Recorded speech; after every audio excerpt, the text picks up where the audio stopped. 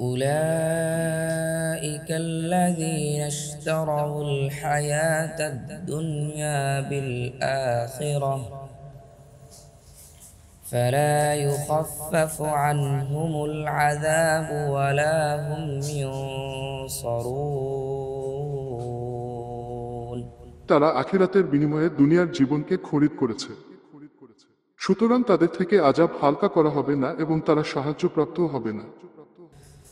ولقد آتينا موسى الكتاب وقفينا من بعده بالرسل وآتينا عيسى ابن مريم البينات وأيدناه بروح القدس أفكلما جاءكم رسول بما لا تهوى أنفسكم استكبرتم ففريقا كذبتم وفريقا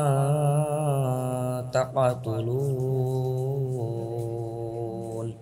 আর আমি নিশ্চয় মূসাকে কিতাব দিয়েছি এবং তারপরে একের পর এক রাসূল প্রেরণ করেছি এবং মারিয়াম পুত্র ঈসাকে দিয়েছি সুস্পষ্ট নিদর্শনসমূহ, আর তাকে শক্তিশালী করেছি পবিত্র আত্মা মাধ্যমে।